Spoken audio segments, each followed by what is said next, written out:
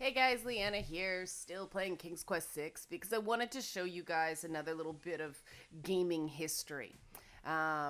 King's Quest VI and quite a few of the King's Quest games used a form of anti-piracy measures that predated DRM.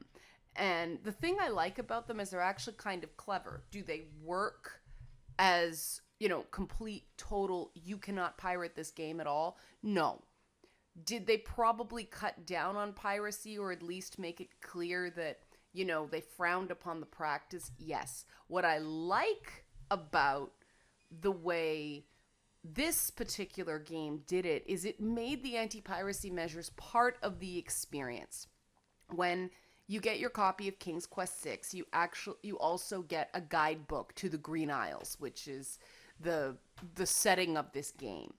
And in getting that guidebook, the guidebook gives you the ability to solve certain puzzles that you normally wouldn't know how to get past because the information isn't in the game, it's in the book. Now, of course, what people did was they photocopied the book as well as copied the game disc.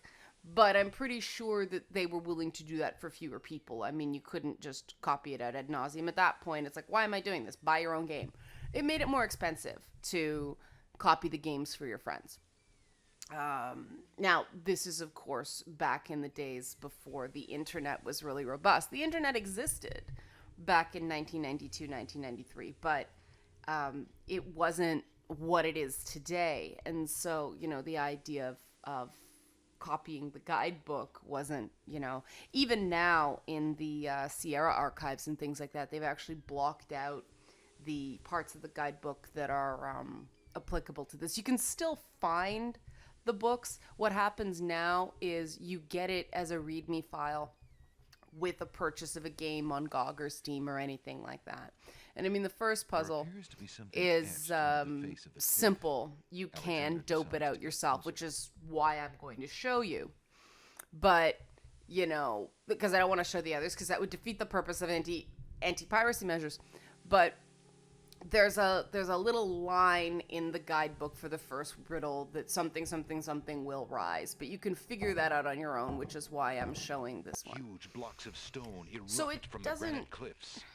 It doesn't give it to you completely, but like future puzzles, the second, fourth, and fifth ones, it gives you nothing in game. You need the guidebook. Alexander There's also stares with wonder. a That's one way to welcome a guest. stop If it, indeed narrator. It is a welcome. I don't feel welcome, narrator. But this is some of the most tedious gameplay ever put into a game. Whoa, wait a minute. Because you have to Whoa, wait until wait a- he's standing upright or he falls. It's so annoying. But Whoa, see, wait.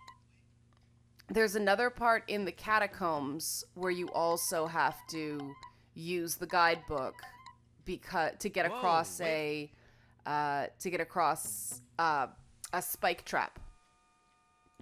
But they don't give you just here's the solution in the book. Whoa, they give wait. you a little riddle that you have to solve to get past it. And that's what I like about the form of Alexander see, this is what happens if you duh. Ow. And if you get any further up, you fall.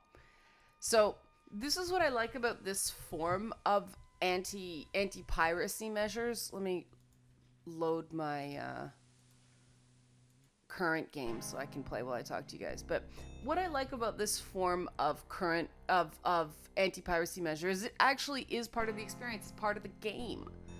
Instead of it just being, oh no, you're locked out because some code running in the background found it. It's actually part of the Excuse me. experience. I'd like an audience, please. The shrouded guards escort Alexander to the throne of the Lord of the Dead. And so, I mean, that's what's cool about it. You can't do it nowadays because, of course, the internet ruins this. High res graphics at the time. If you are so anxious for death, Look you at this. might have found it easily enough in the land of the living. If you think But this looks since like you Mortal are Kombat, you'd be here, right. Same technology. You are most welcome to stay. Kiss my hand, And you will be one with the spirits. There will be no pain. Ew. I don't want that. So, basically, I'm just gonna stall this. Hey, I'm not gonna show any spoilers. But, so I basically wanted to show you guys that as the way that people sort of dealt with piracy issues. And like I said, this wasn't a way of eliminating piracy. It was a way of minimizing piracy. And I think that's all you can really do with piracy. What I liked about this particular game is they made it fun. And Sierra was one of those companies back in the day that was very, very concerned about people pirating their games. And so now they'd probably have a lot of people angry at them for taking aggressive measures to prevent piracy.